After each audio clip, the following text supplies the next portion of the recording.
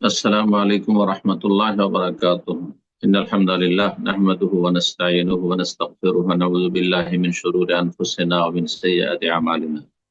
من يهده الله فلا مضل له ومن يضلل فلا هادي له. وأشهد أن لا إله إلا الله وحده لا شريك له وأشهد أن محمدا عبده ورسوله صلى الله تعالى عليه وعلى آله وصحبه وسلم تسليما كثيرا. আম্মা বাদ। সম্মানিত শ্রোতা দর্শক মন্ডলী, যে যেখান থেকে আমাদের সাথে যুক্ত হয়েছেন, আহলান ওয়া সাহলান ওয়া মারহাবান বিকুম। আল্লাহ রাব্বুল আলামিন আপনাদের আমাদের সার্বিক ক্ষেত্রে যেন সুখে রাখেন, শান্তিতে রাখেন, সমস্ত অনিষ্ট বালা মুসিবত থেকে আল্লাহ হেফাজতে রাখেন এবং সমস্ত রকমের সার্বিক কল্যাণ আমাদেরকে দান করেন। বিশেষ করে যেসব ভাই বোনেরা দিন শিখতে আগ্রহী এবং দিনের প্রতি আমল করতে যারা আন্তরিক, আর দিনের কথা পৌঁছে দেওয়ার জন্য যাদের চিন্তা রয়েছে, আল্লাহ তাদের সার্বিক কল্যাণ দান করেন, সমস্ত অনিষ্ট থেকে রক্ষা করেন এবং তাদের অনিষ্টকারীদের অনিষ্টকে তাদের দিকে ফিরিয়ে দিয়ে আল্লাহ তাদের হেফাজত করেন। আমাদের ধারাবাহিক আলোচনা, যেমন আপনারা জানেন, ফিকহুন নিকাহ, বিবাহের মাসাইল। আজ দোসরা জমাদ আস-সানি 1447 হিজরি মোতাবেক 23 নভেম্বর 2025 আমাদের এই ধারাবাহিক আলোচনার বিষয়বস্তু বিবাহের মাসাইলের আজকের বিষয়বস্তু হচ্ছে দাম্পত্য জীবনের সাথে সম্পর্কিত কিছু মাসাইল, স্বামী স্ত্রীর অধিকার এবং দায়িত্ব সম্পর্কীয় কিছু মাসাইল। সংক্ষেপে আমরা এই দার্সগুলি শেষ করে প্রশ্ন উত্তরে যাব। আল্লাহ রাব্বুল আলামিন যেন আমাদেরকে উপকারী জ্ঞান দান করেন, নেক আমলের তৌফিক দান করেন। লেখক যে মাসাইলগুলি আলোচনা করেছেন সেগুলি বিশেষ করে ব্যাখ্যা করব, তাতে কোন রকমের সংযোজনের প্রয়োজন হয় তাহলে সংযোজন করব, যাতে করে বিষয়টি সুস্পষ্ট হয়ে ওঠে। প্রথম যে মাসালা আলোচনা করেছেন তা হচ্ছে কোন পুরুষের জন্য স্ত্রীর সাথে সহবাস কখন হারাম। বলছেন যখন ঋতুগতি থাকবে, মাসিক অবস্থায় যখন স্ত্রী থাকবে তখন তার সাথে স্বামীর সহবাস করা হারাম। কতক্ষণ পর্যন্ত? হাত্তা তাতহুর, যতক্ষণ পর্যন্ত পাক পবিত্র না হয়ে যাবে। পাক পবিত্র হওয়ার অর্থ এই নয় যে মাসিক বন্ধ হয়ে গেলে যথেষ্ট। এই মসলা ভুল এবং দুর্বল এই মতটি। মাসিক বন্ধ হবে, তারপরে গোসল করবে। ফায়দা তাতাহহারনা, আল্লাহ বলছে, কোরআনে কারিমে আয়াত আসছে, যখন পবিত্রতা অর্জন করে নেবে। ফায়দা তাহরনা আল্লাহ বলেননি।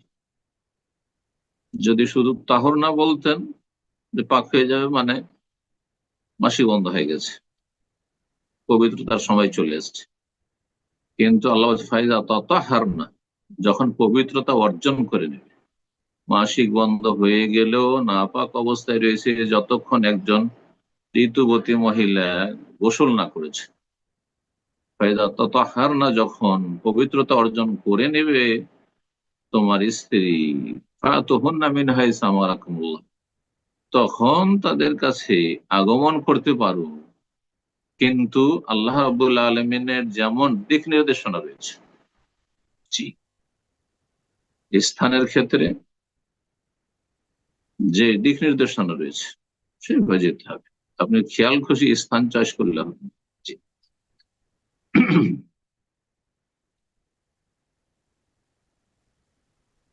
কিন্তু কোন ব্যক্তি যদি হারাম কাজে লিপ্ত হয়ে যায়, অর্থাৎ মাসিক অবস্থায় স্ত্রীর সাথে মেলন করে, তাহলে সে কাবিরা গুনাহ করল, বড় গুনাহ করল। তার জন্য প্রথম কাজ তওবা করা ফরজ। আর তওবার যে শর্তগুলি রয়েছে সেসব শর্ত তাতে বিদ্যমান থাকতে হবে। আল্লাহর হকের ক্ষেত্রে সম্পর্কিত হইলে তওবার শর্ত যে রয়েছে 3টি। আর মানুষের হকের ক্ষেত্রে যদি হয় গুনহার বিষয়টি, তাহলে সেই ক্ষেত্রে অতিরিক্ত আরো একটি যে শর্ত রয়েছে, এই শর্তগুলি সবসময় আমাদের মনে রাখতে হবে। তওবা মানে শুধু আস্তাগফিরুল্লাহ পাঠ নয়, আল্লাহ তওবা করছি বলা যথেষ্ট নয়, বরং যে শর্তগুলি রয়েছে সেই শর্তগুলি পূরণ করতে হবে। গুনাহ বন্ধ করতে হবে, অনুতপ্ত হইতে হবে, আগামী যেন প্রতিজ্ঞা করতে হবে যে আমার দ্বারা এরকম কাজ হবে না। তওবা করা ফরজ। আর তার সাথে কাফারা লাগবে কিনা, একদল আইম্মায়ে কেরাম বলছেন না কাফারা লাগবে, এই মর্মে যে হাদিস রয়েছে। আর একদল ইখতিলাফ করেছেন, তাদের কাছে হাদিসটি আহ সহি নয় বলে তারা বলেছেন না কাফারা লাগবে না, তওবা যথেষ্ট। কিন্তু যেহেতু হাদিস রয়েছে এবং বিজ্ঞ অনেক আইম্মায়ে কেরাম হাদিসটিকে আমলযোগ্য বলেছেন, সহি বলেছেন, সুতরাং কাফারা দেবে। কাফারার ক্ষেত্রে দুটো অপশন রয়েছে, দুটো অপশন অথবা করে রয়েছে। এর অর্থ কি? তাই লেখক এখানে ব্যাখ্যা করছেন, ফাইন ওয়াতিয়াহা ফি আউয়ালিল হাইজ, মাসিকের প্রথম দিকেই অথবা মাঝামাঝিতে, যখন মাসিক মানে পুরো বেগে আসছে, সেই সময় যদি সহবাস করে ফেলে, যে মাসিকের আগেই তো তোমার জন্য ছাড় ছিল, কিন্তু মাসিক শুরু হতেই তুমি সহবাস করে ফেলে, কত বড় অপরাধী তুমি। অথবা মাসিক মাত্র শুরু হয়েছে 2 দিন 3 দিন 4 দিন হলো, এতেই তুমি অধৈর্য হয়ে গেলে আর হারামে লিপ্ত হয়ে গেলে, তাহলে তার জন্য কঠোরতা রয়েছে। মাসিকের একবারে শেষ দিকে যদি হয় যে মাসিক এখন বন্ধ হবো কিন্তু এখন মাসিক বন্ধ হয়নি, তাহলে সেই ক্ষেত্রে কাফারা হালকা রয়েছে। লেখক বলছেন যদি মাসিকের প্রথম দিকেই সহবাস করে ফেলে, ফালিহ দিনার, তাহলে 1 দিনার কাফারা দিতে হবে। ওয়াইন ওয়াতিহা ফি ইনদা ইনকিতাইদ দাম, আর যদি স্ত্রী সহবাস করে মাসিক অবস্থায়, তার স্ত্রী রয়েছে, কোন সময় যখন রক্ত বন্ধ হয়ে গেছে কিন্তু এখন গোসল করেনি। অনেক লোকেরাই ভুল করে থাকেন, তাদের মজহাবের ভুল ফতোয়ার উপর আমল করে। ফালিহি নিসফু দিনার, তাহলে অর্ধেক দিনার কাফারা দিতে হবে। 1 দিনার কত? লেখক বলছে 1 দিনার হচ্ছে 4.25 গ্রাম। তাহলে মাসিক অবস্থায় যদি প্রথম দিকে প্রথম মাঝামাঝিতে যদি স্ত্রীর সাথে সহবাস করে, ঋতুবতী স্ত্রীর সাথে, তাহলে 4.25 গ্রাম স্বর্ণ, তাহলে স্বর্ণের 1 গ্রামের দাম। এই গত সপ্তাহে একজন আমাদের দিনী ভাই, গোল্ড ফ্যাক্টরির মালিক, তাকে জিজ্ঞেস করলাম 500 রিয়ালের উপর, 530 রিয়াল পর্যন্ত পৌঁছেছিল। 500 রিয়ালই যদি ধরা হয়, 500 রিয়াল 1 গ্রামের, তাহলে 4.25 গ্রামের দাম কত হয় চিন্তা করুন, 2250 রিয়ালের মতো। তাহলে আর যদি মাসিকের শেষ দিকে, মাসিক যখন বন্ধ হয়ে আসছে সেই সময় যদি সহবাস করে, তাহলে তার অর্ধেক লাগবে। তারপরেও সেটি আপনার 1000 রিয়ালের উপরে, 1100 1150 রিয়াল ধরেন। এতটা যদি লাগে, তাহলে চিন্তা করুন 1000 রিয়াল মানে বাংলাদেশে প্রায় আহ, সাড়ে সাড়ে 3 হাজার কি 35,000 টাকার কাছাকাছি। তাহলে মোটামুটি 40,000 টাকার কাছাকাছি লাগে, বা 40,000 টাকা। আর প্রথম দিকে হলে 80,000 টাকা লাগে কাফারা, 2 টাকা কাফারা লাগবে। একটি মাসালা ছিল। আর একটি মাসালা হচ্ছে আর একটি অবস্থায় যে বা আর একটি পদ্ধতিতে স্বামী স্ত্রী মিলন হারাম, সেটি হচ্ছে বায়ুপথে। বলছেন ইয়াহরম অতুল মার আতে ফিদ্দুপুর, নিজের আপন স্ত্রীর সাথেও যদি কেউ বায়ুপথে যৌন মিলন করে, তাহলে সেটি হারাম, কাবিরা গুনাহ, কাবিরা গুনাহ। এবং কওমে লুত, লুত আলাইহিস সালামের নিকৃষ্ট জাতি, নোংরা জাতি, মানব জাতির ইতিহাসে সর্বপ্রথম এই জঘন্য পাপে লিপ্ত জাতি, যাদেরকে আল্লাহ কঠিন শাস্তি দিয়ে, সবচেয়ে কঠিন শাস্তি দিয়ে, কয়েকটি শাস্তি দিয়ে ধ্বংস করেছে, তাদের অপরাধে লিপ্ত করে। অনেকে বিকৃত প্রকৃতির মানুষ, অনেক মানুষ রয়েছে নাম মুসলিম কিন্তু বিকৃত প্রকৃতির, মানুষত্বই নেই তাদের। নাসাউল্লাহ সালামত আল আফি, আল্লাহ প্রতিটি মুসলিম ভাই বোনদের হেফাজত করুন এসব ফিতরাতের মাসখ হওয়া, অর্থাৎ বিকৃত প্রকৃতি থেকে বায়ুপথে স্ত্রীর সাথে সহবাস হারাম।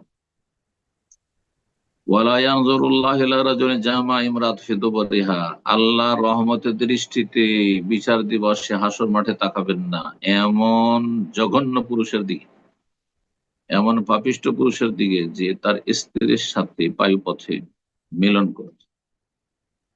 কারণ বায়ুপথ হচ্ছে নোংরা জায়গা, হ্যাঁ, মলের জায়গা। আউযুবিল্লাহ। এই পথে যদি কেউ মিলন করে তাহলে যেমন পুরুষের মারাত্মক শারীরিক ক্ষতি রয়েছে, দুনিয়া আখেরাতের ক্ষতি রয়েছে, শুধু আখেরাতের ক্ষতি নয়, তার আগে দুনিয়ার ক্ষতি রয়েছে, জীবনের সর্বনাশ করছে সেই ব্যক্তি, এবং স্ত্রীরও ক্ষতি রয়েছে।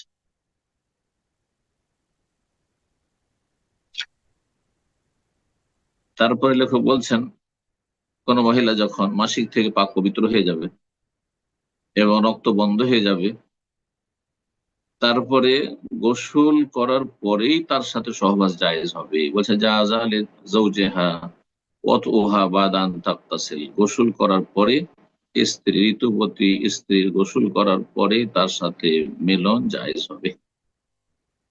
আল্লাহ তাআলা, মহান আল্লাহ ইরশাদ করেন সূরা বাকারা 222 নম্বর আয়াত, ওয়াসআলুনাকা আনিল মাহিদ, হে নবী আপনাকে লোকেরা জিজ্ঞেস করছে মাসিকের অবস্থা সম্পর্কে। মাহিদ মাসিকের অবস্থা, মাসিকের স্থান, ইসিম জারফ, অথবা মাসদার মিমি, মাসিক সম্পর্কে, মাসিকের বিধিবিধান সম্পর্কে, যে মাসিক অবস্থায় স্বামী স্ত্রীর সম্পর্ক কেমন হবে, শারীরিক সম্পর্ক স্থাপন করা যাবে কিনা। কুল হুয়া আযান, হে নবী বলে দাও যে তা হচ্ছে নোংরা কাজ, বা এই মাসিক হচ্ছে ক্ষতি সাধনকারী, আযান কষ্টদায়ক, মাসিক হচ্ছে কষ্টদায়ক। সুতরাং মাসিক অবস্থায় আছে, সেই অবস্থায় যদি মিলন করে তো তাতে ক্ষতি হবে নর নারী উভয়ের, স্বামী স্ত্রী উভয়ের। ফাতাজিলুন নিসা ফিল মাহিদ, সুতরাং তোমরা মাসিক অবস্থায় স্ত্রীদের থেকে পৃথক থাক, দূরে থাক, শারীরিক মিলন করতে পারবে না। আল্লাহ আজান বলেছেন কষ্টদায়ক। আজকাল মেডিকেল সায়েন্সে প্রমাণ করে দিয়েছে যে মাসিক অবস্থায় যারা মিলন করে, অথবা এক নারীর সাথে একাধিক পুরুষ মিলন করে, এইরকম অভিশপ্ত লোকেরাই দুরারোগ্য রোগে আক্রান্ত হয়। এডস এর মতো, আর সিফিলিস, গনোরিয়া, এই ধরনের যেসব মারাত্মক রোগ রয়েছে, এসব রোগে আক্রান্ত হয়। নাসাউল্লাহ সালামত আল্লাহ। আল্লাহ বলছেন ওয়ালা তাকরাবুহুন্না, ঋতুবতী মহিলাদের নিকটবর্তী তোমরা হবে না শারীরিক সম্পর্কের উদ্দেশ্যে, হাত্তা ইয়াতহুরনা, যতক্ষণ পর্যন্ত তারা পাক পবিত্র না হয়ে যাবে। আচ্ছা, পাক পবিত্র হইলো, ইয়াতহুরনা আল্লাহ বললেন, মাসিক বন্ধ হইলো। আর মাসিক বন্ধ না হওয়ার আগে যদি গোসল করে তো কোনো ফায়দা নেই। মাসিক বন্ধ যখন হইলো, আল্লাহ বলছে ফায়দা তাতাহারনা, তারপরে যখন তারা পবিত্রতা অর্জন করে নেবে, অর্থাৎ গোসল করে নেবে, ফাআতুহুন্না মিন হাইসু আমারাকুমুল্লাহ, তখন তাদের কাছে আগমন করতে পারো, তাদের সাথে শারীরিক মিলন করতে পারো, মিন হাইসু আমারাকুমুল্লাহ, যেভাবে আল্লাহ নির্দেশ দিয়েছেন বা যেখানে নির্দেশ দিয়েছেন, অর্থাৎ সামনের দিক থেকে, আহ যে আল্লাহ রাব্বুল আলামিন বিশেষ স্থান তৈরি করেছেন, বায়ু পথে নয়। এটি হচ্ছে রব্বুল আলমিনের উদ্দেশ্য। এইরকম এক শ্রেণীর বিকৃত প্রকৃতির মানুষ, নওজুবিল্লাহ, যারা এত সুন্দর মুখ গহ্বরকে এই আউজুবিল্লাহ এই কাজ ব্যবহার করে, এরা বিকৃত প্রকৃতির মানুষ, হারাম। ইন্নাল্লাহা ইউহিব্বুত তাওয়াবিন ওয়া ইউহিব্বুল মুতাতাহহিরিন, নিশ্চয় আল্লাহ রাব্বুল তওবাকারীদেরকে ভালোবাসেন। সুতরাং এমন যদি ইসলাম বিরোধী কাজ কারো দ্বারা অতীতে হয়ে গিয়ে থাকে তো তওবা করো, তওবাকারী হয়ে গেলে আল্লাহ তোমাকে ভালোবাসবে। তোমার উপর যে ক্রোধ হয়েছে, গজব হয়েছে, তোমার উপর যে আল্লাহ রাব্বুল আলামিন রাগ হয়েছে, হ্যাঁ, আল্লাহর শাস্তি অবধারিত হয়েছে, সেটা উঠে যাবে। তওবাকারীদেরকে আল্লাহ পছন্দ করে। ওয়া ইউহিব্বুল মুতাতাহহিরিন, আর যারা পাক পবিত্রতার জীবন যাপন করে তাদেরকে আল্লাহ ভালোবাসেন। উম, তারপর আরেকটা মাসআলা বলছেন যে স্ত্রী মাসিক থেকে পাক পবিত্র হয়েছে, মাসিক বন্ধ হয়েছে, তারপরে গোসলে যদি বিলম্ব করে, মাসিক বন্ধ হয়েছে তারপর গোসল করছে না, তাহলে স্বামী কি তাকে চাপ সৃষ্টি করতে পারবে তার উপর? বলছেন যে হ্যাঁ, লিজ্জাওজি ইজবারু যাওজাতিহা আলা গাসলি হাইদ, স্বামীর অধিকার রয়েছে যে স্ত্রীকে বাধ্য করবে আলা গাসলি হাইজিন, মাসিক ধৌত করার জন্য, অনাজাস নাপাক বস্তু ধৌত করার জন্য, এবং বা আলা গোসলে হাইজিন, মাসিকের গোসলের জন্য, এবং নাপাকি অপবিত্রতা শরীরের কাপড়ে থাকলে তা পরিষ্কার করার জন্য। ওয়া আখযে মা তাআফাহু নাফসু মিন শা'রিন ওয়া গায়রিহি, এইরকমই এমন কোনো কিছু যদি স্ত্রীর শরীরে থাকে যেটা স্বামীর জন্য অরুচিকর, তাহলে সেটা দূর করার জন্য, সেটা থেকে পরিষ্কার পরিচ্ছন্ন হওয়ার জন্য বাধ্য করতে পারে। অনেক মহিলারা রয়েছে বেদিন মহিলা, লম্বা লম্বা, হ্যাঁ, আপনার হিংস্র পশুর মতো, বাঘ ভল্লুকের মতো নখ রাখে, বাধ্য করবে, স্বামী বাধ্য করবে, কারণ সে হিংস্র পশু না, সে মানুষ। সে মানুষের মতো জীবন যাপন করে, মানুষের মতো, হ্যাঁ, সকল সুরাত হবে, রূপ চেহারা হবে, আকার আকৃতি হবে, এইরকমই শরীরে ময়লা আবর্জনা বন্ধ রাখে, পরিষ্কার পরিচ্ছন্নতার খেয়াল রাখে না, পরিষ্কার করে না, বা যেসব অপরিজনীয় পশম রয়েছে সেগুলি আপনার পরিষ্কার করে না সময় মতো, তাহলে বাধ্য করতে পারে। এই জন্য স্ত্রীকে স্বামী বাধ্য করতে পারে। স্বামীরা উচিত হবে যে আমি যেমন পছন্দ করি যে আমার স্ত্রীর শরীরে যেন মদ্য না থাকে, আর স্ত্রীর কাছাকাছি গেলে যেন আমার অরুচি ভাবনা হয়ে যায়, ঠিক তেমনই নিজেকেও সেইভাবে পরিষ্কার পরিচ্ছন্ন রাখবে, এটা তার জন্য কর্তব্য। জি, ওয়ালাহুন্না মিসলুল্লাহি আলাইহিন্না বিল মারুফ, আল্লাহ বলছেন যে স্ত্রীদেরও ওই রকমই অধিকার রয়েছে তোমাদের উপর, হে পুরুষরা, যেমন তোমাদের অধিকার তাদের উপর রয়েছে, প্রথাগত ভাবে বা শরীয়ত সম্মত, বিল মারুফ।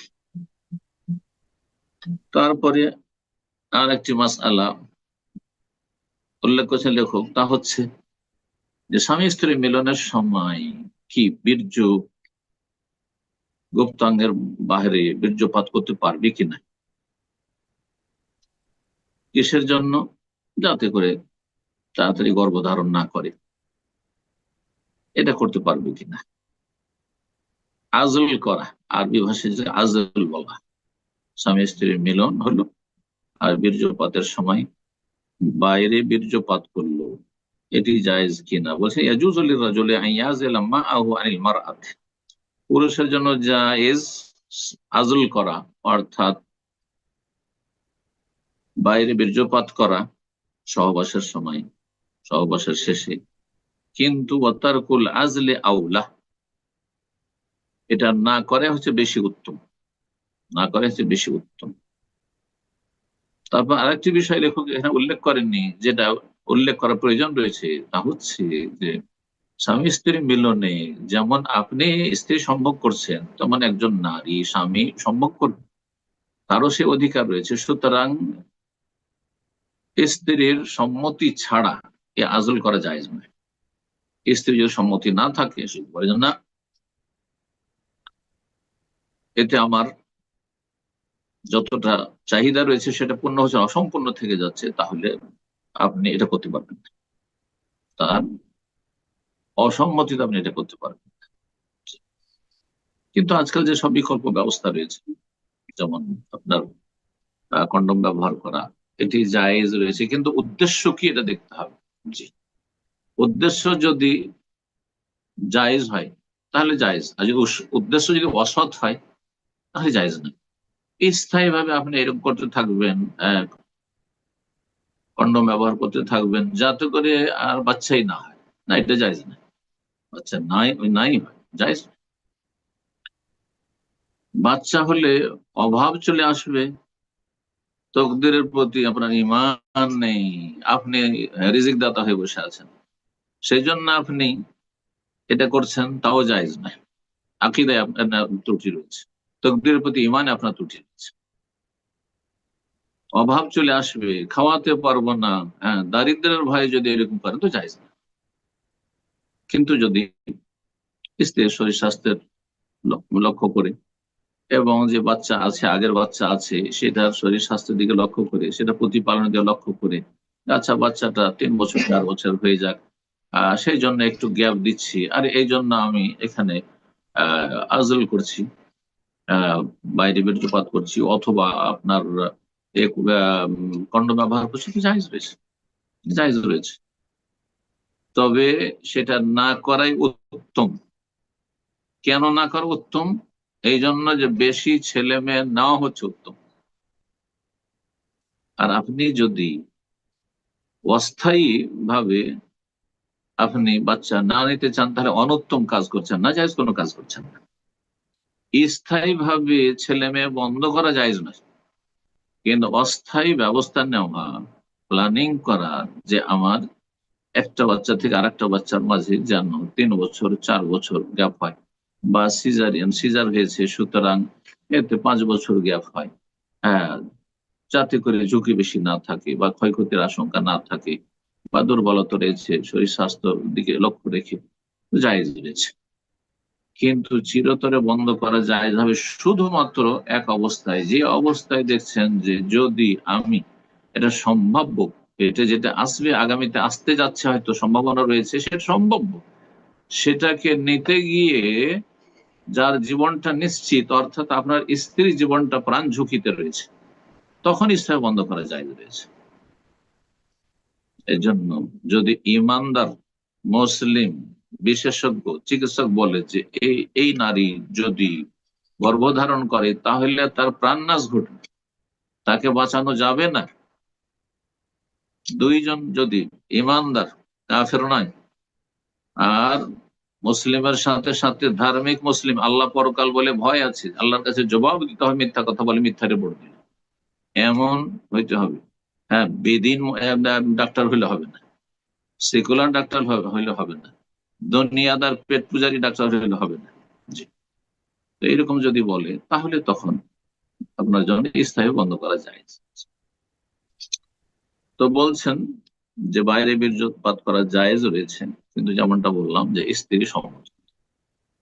কেন? লিয়ান্নাহু ইউফাউবিতু লাযাতাল মারআত, কারণ আপনি যদি আজল করেন, বাইরে বীর্যপাত করেন, এতে স্ত্রী সেই সম্ভোগ হাসিল করতে পারবে না, যেটা যথাযথ তার অধিকার ছিল।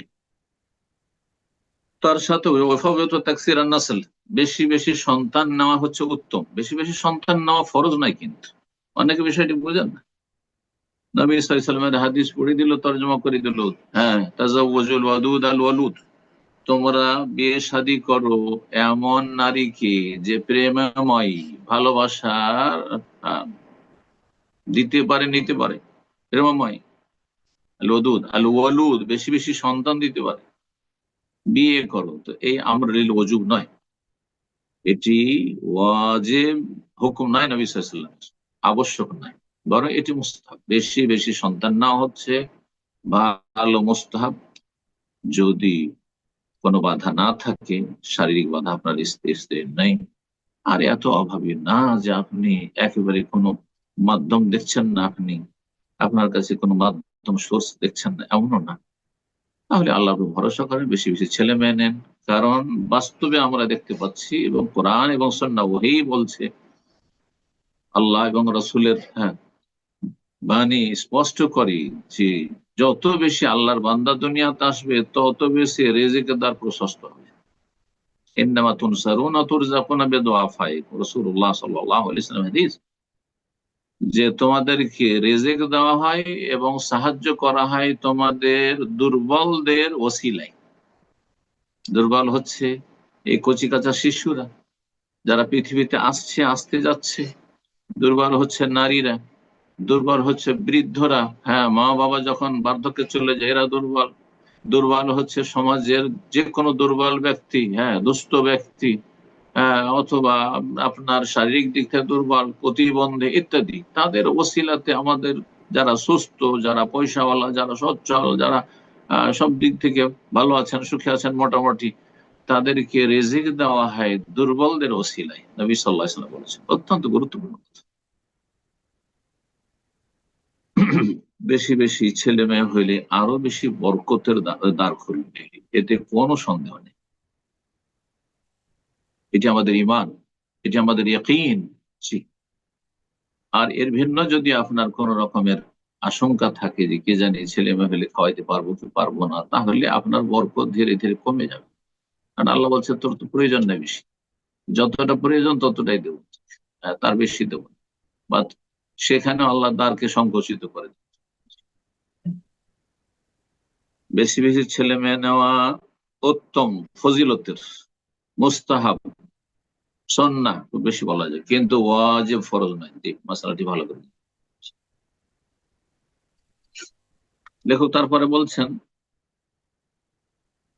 যে স্বামী স্ত্রী মিলনের পরে যদি কনসেপ্ট করে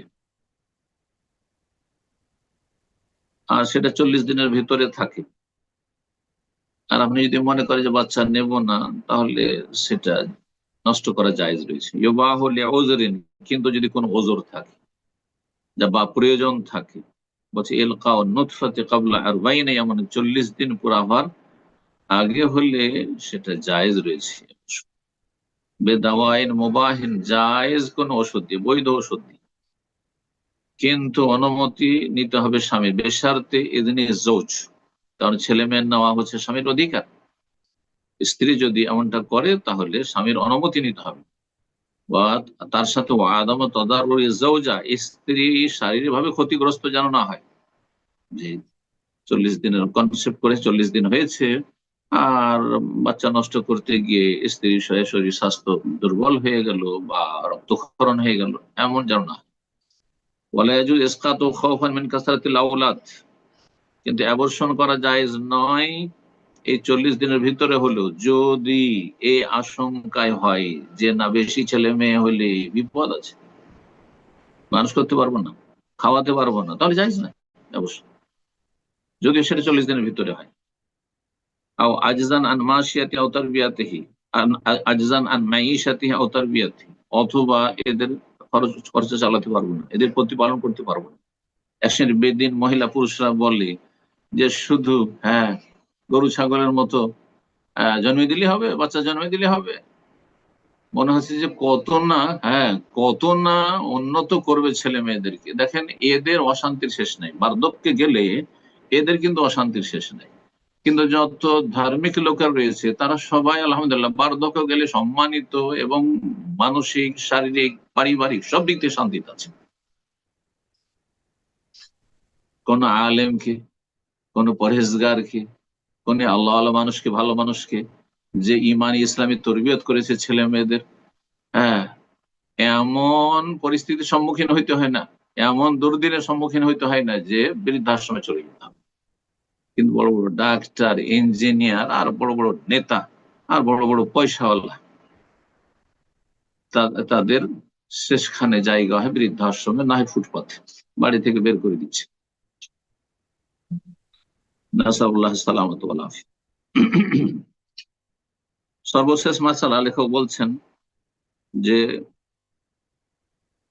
কারো যদি একাধিক স্ত্রী থাকে, দুজন স্ত্রী রয়েছে, একই ঘরে রাখা কি জায়েজ? একই উঠানে, একই বাড়িতে, একই রুমে, অথবা 2 রুমে কিন্তু পাশাপাশি দরজা, যদি সম্মতি না থাকে স্ত্রীদের, না আমরা এক উঠানে থাকবো না, এক আঙিনায় থাকবো না, এক বাড়িতে থাকবো না, দুটো আলাদা আলাদা ফ্ল্যাট কমপক্ষে দিতে হবে, তাহলে জায়েজ না। বলছে ইয়াহরুমু আলা যাওজি, স্বামীর জন্য হারাম জামউ যাওজাতাইন, দুইজন স্ত্রীকে একত্রিত করা অথবা ততোধিক তার বেশি, তিনজন চারজন স্ত্রীকে একসাথে রাখা, ফি মানজিলিন ওয়াহিদিন, একই বাড়িতে, একই বাড়ি একটাই চত্বরে। হ্যাঁ, ঘর রুমের বাইরে, রুম থেকে বেরোলেই দেখা সাক্ষাৎ হচ্ছে 203-এ 303। জায়েজ নয় ইল্লা বিরিদাহুমা, তবে তারা যদি এটা মেনে নেয় সন্তুষ্ট চিত্তে, তাদের সম্মতি থাকে।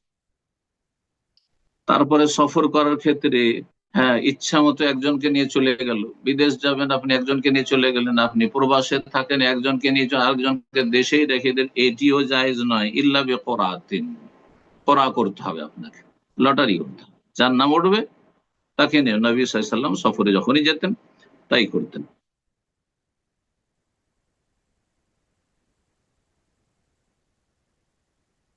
সুতরাং যখন আপনি সফর করবেন, সেটা অস্থায়ী সফর হোক, 2 দিন 4 দিনের সফর হোক, অথবা স্থায়ী যারা প্রবাসে থাকছেন, যেমন অনেকে আরব দেশগুলিতে আছেন অথবা পশ্চিমা দেশে আছেন, একাধিক স্ত্রী রয়েছে, একজনকে এখানে একামতে রাখছেন আর একজনকে দেশে রেখে দিয়েছেন না আপনি। ওকে শুধু ভিজিটে মাঝে মধ্যে নিয়ে আসলেন, না হয় নিয়েই আসলেন না আপনি, এটি জায়েজ নয়। ওয়ালাইসা লাহু সাফারু বিইহদাহুন্না, যার একাধিক স্ত্রী রয়েছে, কোন একজনকে নিয়ে সফর করা জায়েজ নয় ইল্লা বিকরাতিন, যদি সবাইকে না নিয়ে যেতে পারে তাহলে করা করবে, লটারি করবে। ওমরায় আসবেন, হজে আসবেন, একজনকে নিয়ে আসলেন আর একজনকে ছেড়ে দিয়ে চলে আসলেন, জায়েজ নাই। এজন্য করা করেন, যার নাম উঠবে তাকে নিয়ে আসবেন, আর তারপরে অপরজনকে নিয়ে আসবেন। কারণ যদি লটারি ছাড়া নিয়ে আসেন, তো আপনার এই অধিকার কোথায় যে তোমাকে আগে নিয়ে যাবো আর ওকে পরে নিয়ে যাবো? তাহলে এটা লটারির মাধ্যমে হইতে হবে, করার মাধ্যমে হইতে হবে, যে কার নাম আগে উঠছে দেখি, যার নাম আগে উঠবে তাকে আগে নিয়ে আসবেন, আর যার নাম উঠেনি তাকে পরে পরবর্তীতে নিয়ে আসবেন, একসাথে যদি না নিয়ে আসতে। ওমান কানার হয় ইমরাতান, বলছেন যে কারো যদি দুইজন বা ততোধিক স্ত্রী থাকে, 2 3 4 পর্যন্ত আছে, ফামালা ইলা ইহদা হেমা, অনেকে আছে বিয়ে শাদী করে 2 3 4টি, কিন্তু একজনের দিকে বেশি ঝুঁকে থাকে, একজনের সাথে তার খাতির, একজনকে ধন সম্পদ, হ্যাঁ, ঢেলে দেয়, একজনের পুরোপুরি হক আদায় করে, আর আরেকজনকে ঝুলিয়ে রেখে দেয়। হারাম কাবিরা গুনাহ, বান্দার হক নষ্ট করে, আল্লাহ মাফ করবেন না যতক্ষণ সেই স্ত্রী মাফ না। ওমান কানা লাহু ইমরাতান, বলছেন হাদিসের এটি অংশ, কারো যদি 2জন স্ত্রী থাকে বা তার বেশি থাকে, ফামালা ইলা ইহদাহিমা, দুইজনের বা কয়েকজন স্ত্রীর একজনের দিকে যদি ঝুঁকে যায়, যা ইয়াউমাল কিয়ামতে, কিয়ামতের দিন হাসরের মাঠে হাজির হবে, ওয়াশিক্কুহু মাইলুন, সে একদিকে কাত হয়ে থাকবে, কাত হয়ে থাকবে, প্রতিবন্ধীর মধ্যে, এটি একটি অর্থ।